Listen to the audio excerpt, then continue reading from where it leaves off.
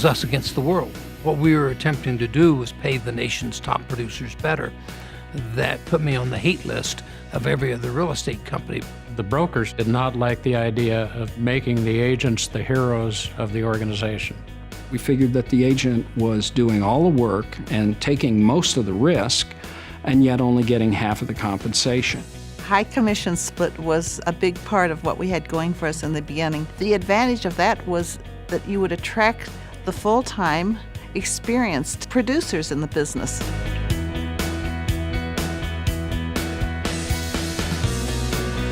RE/MAX has always been that pioneer. We basically taught agents how to promote themselves. It was revolutionary. It was different than the way real estate had ever been done in the past.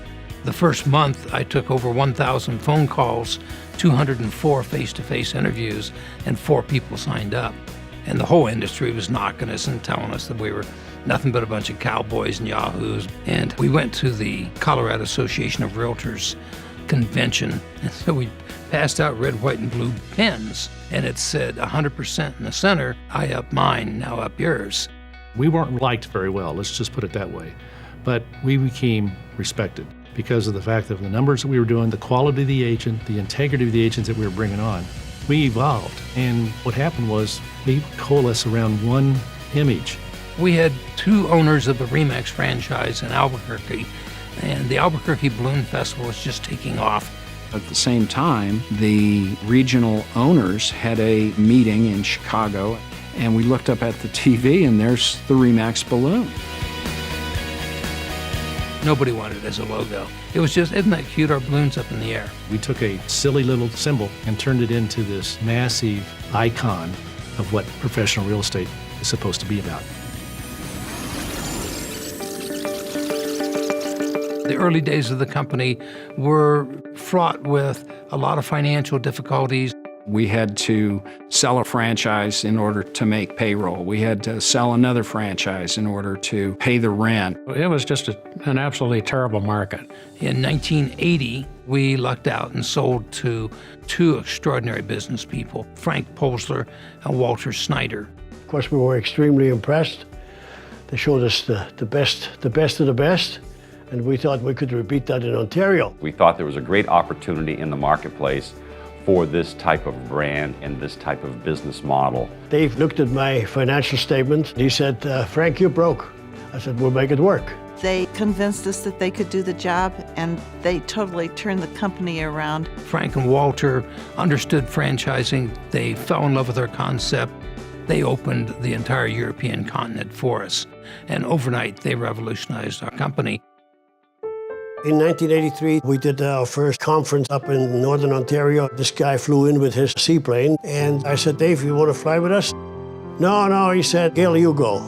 The pilot made a mistake. The plane went into a stall spin, crashed into the trees. Killing the pilot and putting Gail and the other 2 passengers in the hospital for years. Originally, they told Dave that she would be lucky to make it through the night.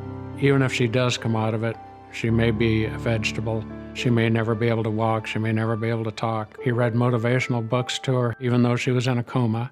And the doctor said, son, she can't hear you. He said, I'm going to keep talking to her, and I'm going to sleep here, and I'm going to be with her until she gets well. When she finally went into the rehabilitation center after she got out of the coma, they said that her hopes of ever walking were not very good. And she looked at the doctor and she said, I will walk out of here. I can remember her appearing at the convention, this frail, 95-pound, head-shaved wisp of a woman in a wheelchair. And she stood up in that wheelchair and waved with her other arm in a sling. Not a dry eye in the place. That she wouldn't let it take her down. And I think that ignited all of us to work even harder and harder.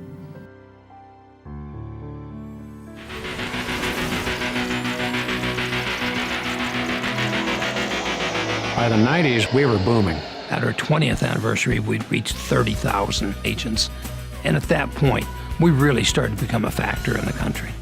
The agent number meant market share, meant market presence, meant advertising dollars. the premier best agents in the business, best customer satisfaction, the best brand name awareness, the most market share, the best web presence.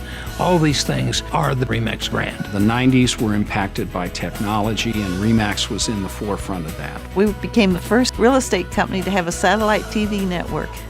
We opened the convention at the National Association of Realtors with a huge booth, cameramen interviewing people. We made such a smash hit the first day that by the second day, 30 or 40 of our competitors all had whiteboards up in their booths that said, "We too have national television coming."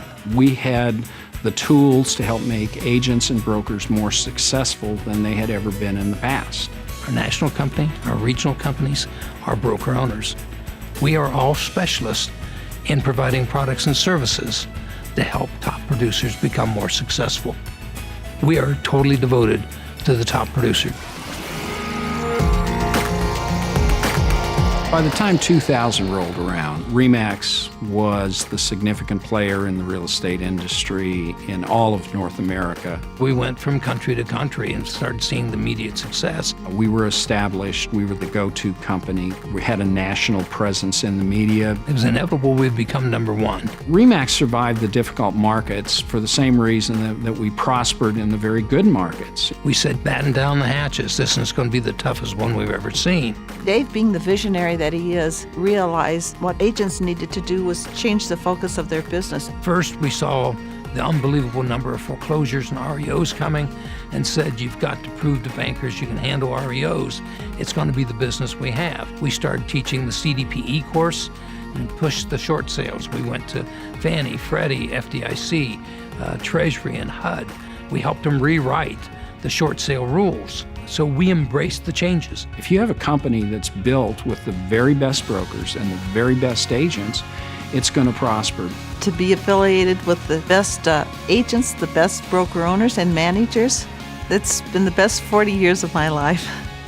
There's no words to explain how much we appreciate the real estate agents and broker owners that work with us. They built this company. It was a passion for the organization.